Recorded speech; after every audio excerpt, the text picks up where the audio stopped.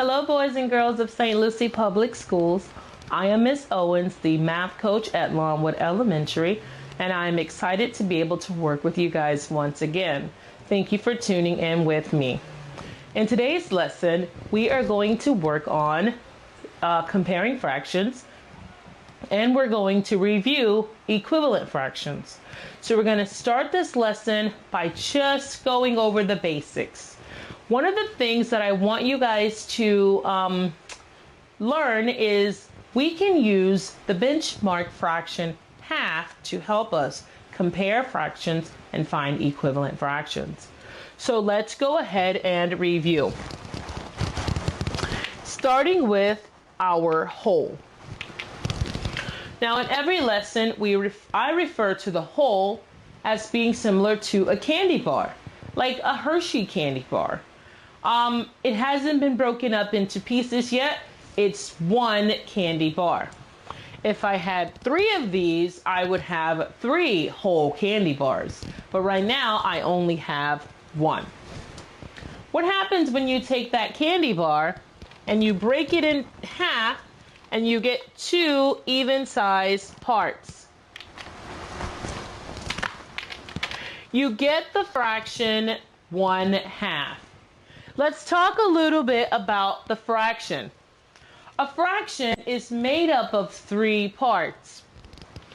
In between the top and the bottom part of the fraction, you have a line. That line is called a fraction bar.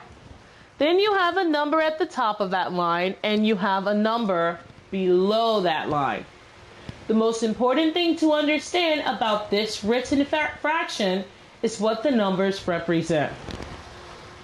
The number at the bottom matches how many equal-sized parts we have. If you take a candy bar and you break it in half, how many equal-sized parts will you get? 2. So the number at the bottom of a fraction represents the total number of equal-sized parts that the whole has been broken into. The number at the top above the fraction bar refers to what you are describing. If I have a friend and I give my friend 1 of the equal-sized parts, this fraction, the number at the top represents that 1 part that I gave her.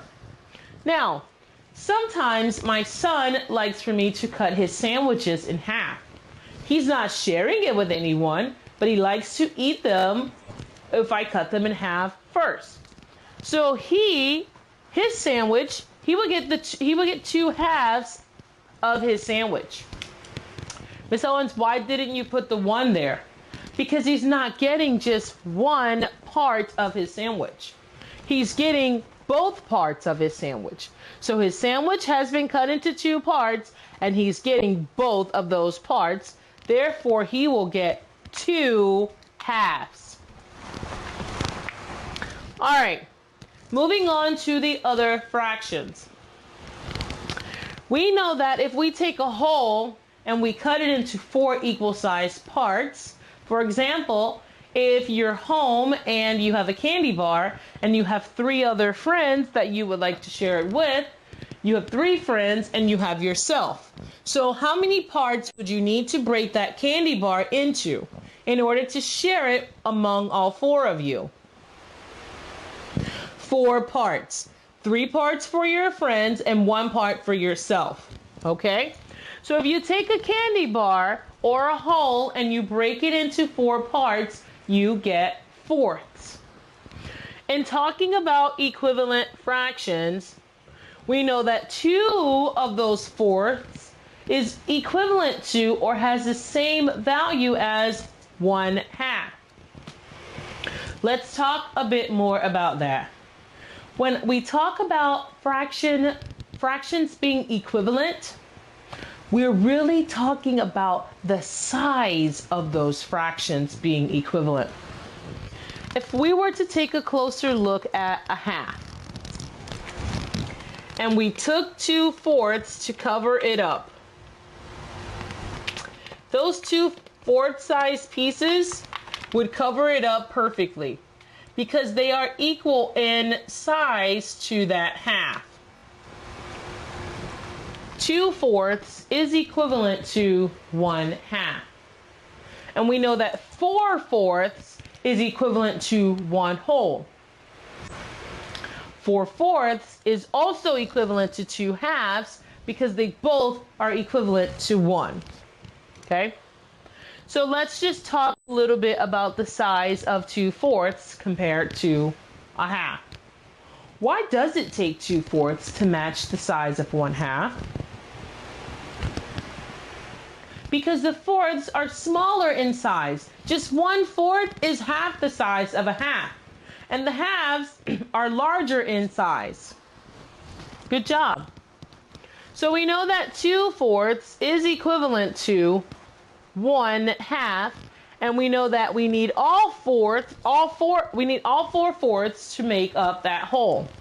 So let's examine equivalent fractions that make up one whole. Well, we know that 2/2 is equivalent to 1. And we know that 4/4 is equivalent to 1. So if 2/2 equals 1 and 4/4 equals 1, then 2/2 are also equal to 4/4. And you can learn that by just taking your 2/2, covering up the 1. And then take your 4/4 and stack them on top of that. And you're going to get a bunch of fractions that are all the same length when you put them on top of each other. Let's write that down up here. 2/2 is equivalent to 4/4. Moving on to the eighths. How many eighths do we need to match the size of one whole? You need all 8 of them. So if 8/8 is equal to 1, is 8/8 equal to 2/2 and equal to 4/4? If 8/8 equals 1 and 4/4 equal 1 and 2/2 equal 1, is the 8/8 also equivalent to 4/4? Yes, it is, because they are all equivalent to that one whole candy bar. They all have the same length as that one whole candy bar, so they're equal to each other. And let's move on to the 16ths. How many 16ths make up one whole? 16 16ths. So we know that 16 16ths is equal to 1. If 16 16ths is equal to 1, what other fractions is 6 16ths also equivalent to? It would be equivalent to all the other fractions that are all equal to 1.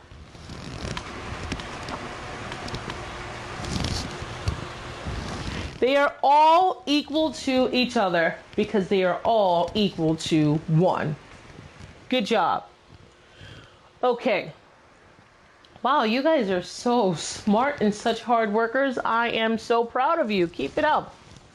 Now we want to talk about just this little fraction right here. Do you know the name of this fraction? It's 1/2. So we know that when we have all of the equal sized parts that the whole have been broken up into, when we get all of those parts back together, we make up that one whole. And we also know that if all of these parts equal one whole and all of these parts together equal one whole, then all of these parts are equal to all of these parts because they're both equal to one whole. The 2/2 is equal to one whole. The 4/4 are equal to one whole. The 8/8 are equal to one whole. And the 16 16ths are all equal to one whole. So the 2/2 is equal to the 16 16ths. And the 8/8 are equal to the 4/4 because they're all equal to Uno. Okay. Now we want to examine the fractions that are equal to not 1/2, but 1/2. Do you know how many fourths are equal to just half? I need 4 fourths to make a whole. What would be half of just 4 of them? I don't want all 4. I just want half of the 4. 2. 2 fourths is equivalent to half. 2 fourths is equivalent to half, to 1/2. Do you know how many eighths are equivalent to 1/2? It takes 8 eighths to make up the whole. I don't need all of them to make up the whole. I only need half of those eighths. There's 8 of them altogether. What will be half of that?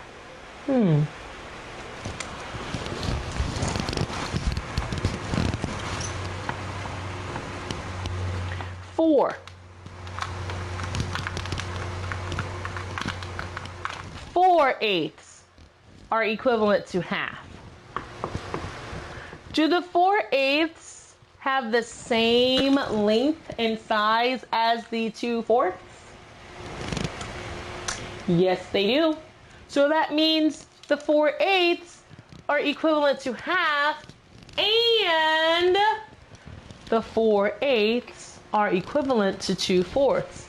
It's kind of like that whole candy bar thing. When you get all of the parts, they're equal to 1. So if this group is equal to 1 and that group is equal to 1, then they're also equal to each other because they both measure up to 1. 4 eighths measures up to half. 2 fourths measures up to half. So they're both equal to half. They're equal to each other because they are the same size and they are the same length. But Miss Owens, there's 2 of the fourths and there's 4 of the eighths. How are they the same? Because the eighths are smaller. So it takes more of them to match the size of the fourths because the fourths are larger. What about the 16ths? There's 16 sixteenths in one whole.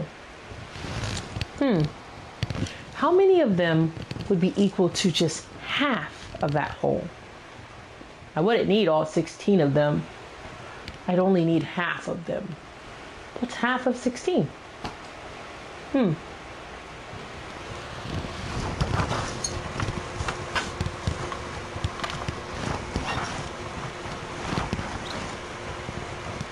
1, 2, 3, 4, 5, 6, 7, 8. 8 sixteenths. Now let's review. Are the 8 sixteenths the same length and size as the half? Give me a thumbs up if it is. Yup. From end to end, they match. Use your X-ray vision, draw your imaginary lines. Are the 8 sixteenths equivalent to the 2 fourths? Thumbs up if yes, thumbs down if no.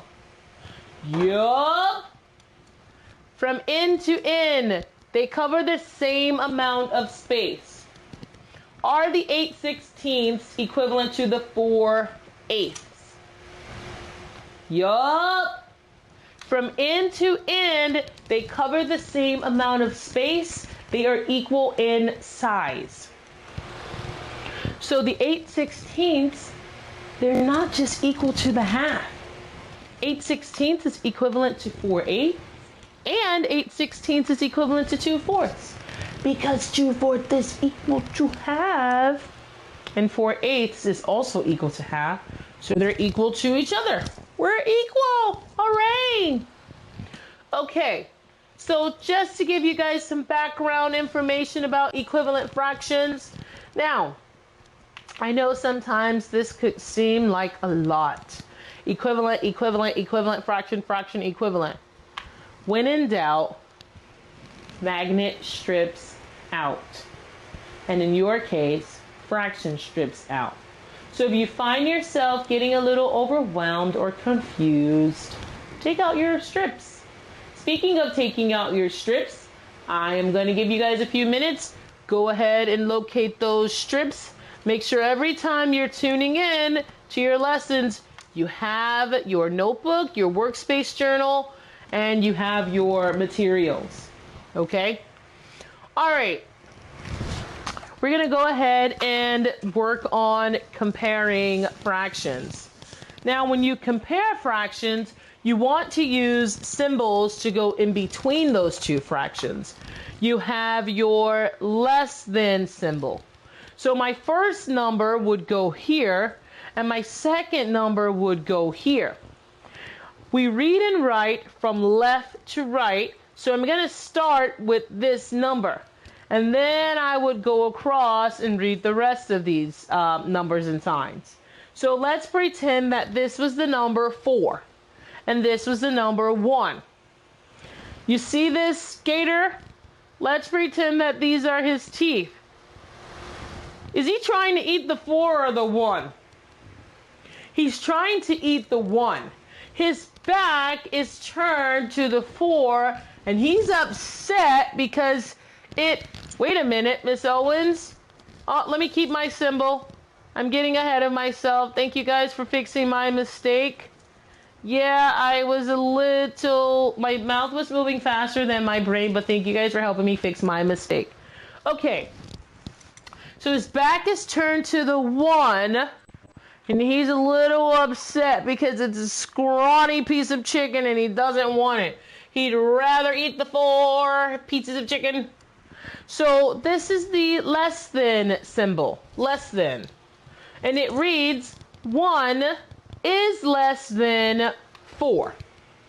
Let's say that together. 1 is less than 4. Okay? Now, let's move the numbers around. Let's put the 4 here. He wants to eat those 4 chickens. You don't have to draw the teeth, but I just want you guys to see with that symbol, his mouth is open and he's ready to chomp the big number. So this is the greater than symbol. You start on the left side and you move across and you read as follows. 4 is greater than 1. Let's read it together. 4 is greater than 1. Now, when you get the same number or you get an equivalent amount, let's try it this way. 1, 2, 3, 4. Because with fractions, you may not always get the same 2 fractions, but we have to look at the value of the fractions and the amount of space that they take up. So this amount is equivalent to that amount because they both represent the same number or the same quantity. So now that we've taken a look at your less than, greater than, and equal to symbols, we're going to move back to our fraction lesson. When in doubt, fraction strips out. I don't want you guys to try to memorize this all on your own. Don't be afraid to make mistakes. I make mistakes all the time. But the goal is to keep going, find your mistakes, fix them, and try again. I made a mistake with the greater than symbol, but thank you guys for helping me. All right, so let's take a look at some of the problems. I'm in your workspace, page 12. I'll give you guys a head start on it, and we'll close out by playing some games. So we want to compare 3/8, 3/8, and we're going to compare the 3/8 to 1/4. So I take out my 3/8.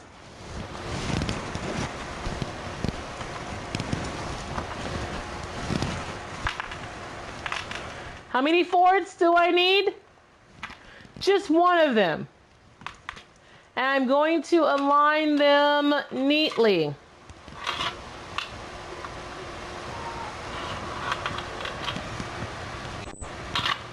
So how does 3/8 compare to 1/4? Are the 3/8 less than, greater than, or equal to the 1/4? 3/8 is greater than 1/4. And we know that because the 3/8 occupy more space than the 1/4. Look at this space out here. Out in the middle of nowhere. The fourths, see that space that the fourths is missing? That means the 3/8 take up more space. Let's try another one. Let's keep an account of our fractions over here so that we will know.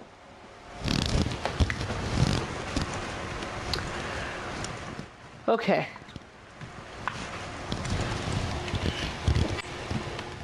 Oh, and by the way, I hope you guys have something to write down. You should be recording this in your workspace notebook, but also take out some scratch paper so that you can show your work. All right, let's move into, we're going to compare a half to 3/4. What do you think? Do you think the half is going to be less than, greater than, or equal to 3/4? Let's find out. Taking out my half. How many fourths do I need? I need 3/4.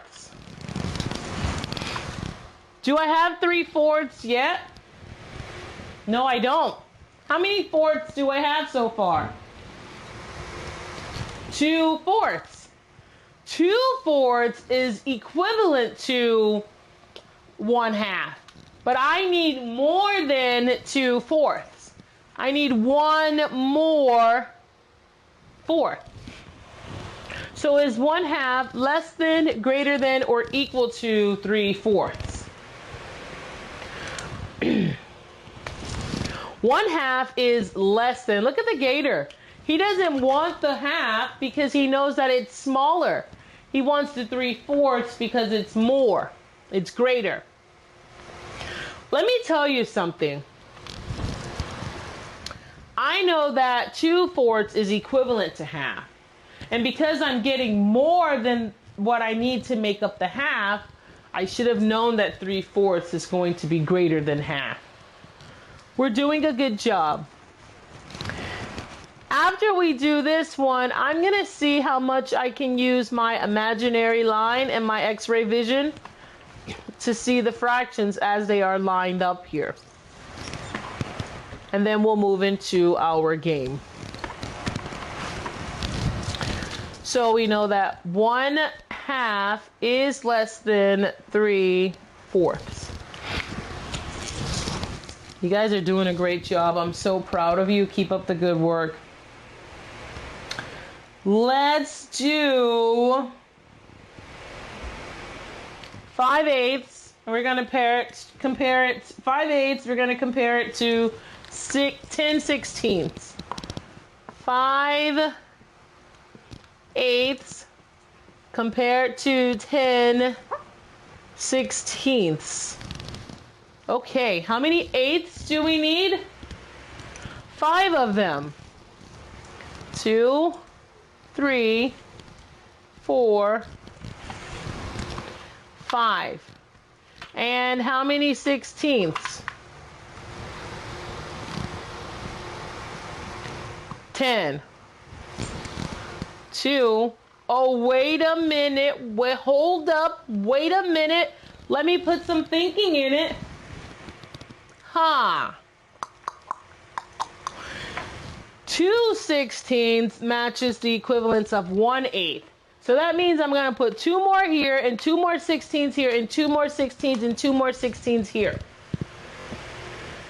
How many 16s am I going to end up putting here? Because this is 2, and there'll be 2 more, and 2 more, and 2 more, and 2 more. So that's 1, 2, 3, 4, 2, 4, 6, 8, what? 10. Let me just go back and count just to make sure. 1, 2, 3, 4, 5, 6, 7, 8, 9, 10. 5/8 is what as compared to 10/16? Is the 5/8 less than, greater than, or equivalent to, or equal to? Equal. They are equal in size, which I should have known that. I should have used my X-ray vision in my imaginary line. Let's see if we can squeeze that in before we end today's lesson.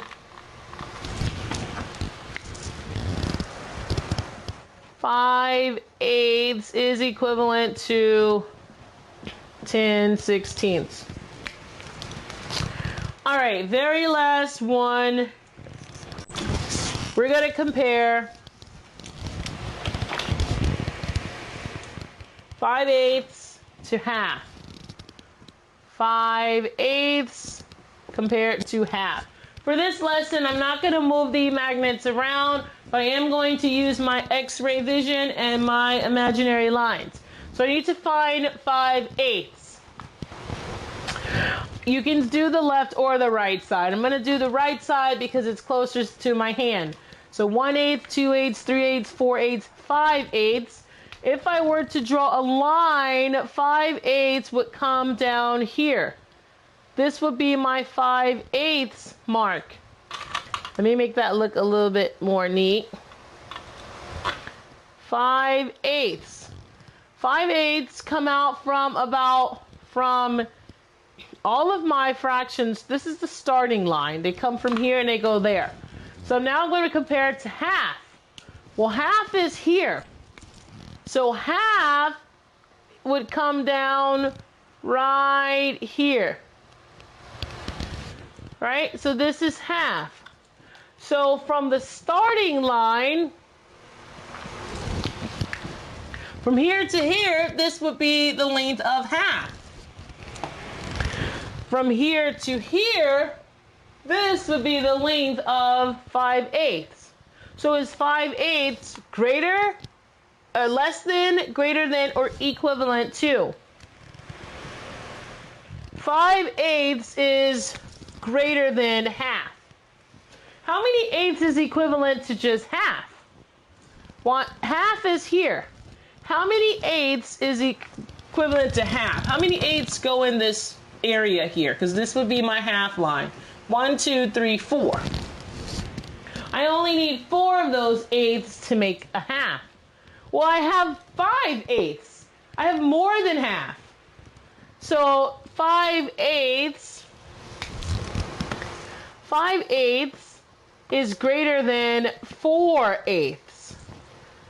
4/8 is equal to half. So if 5/8 is greater than 4/8, 5/8 is also greater than half. Okay.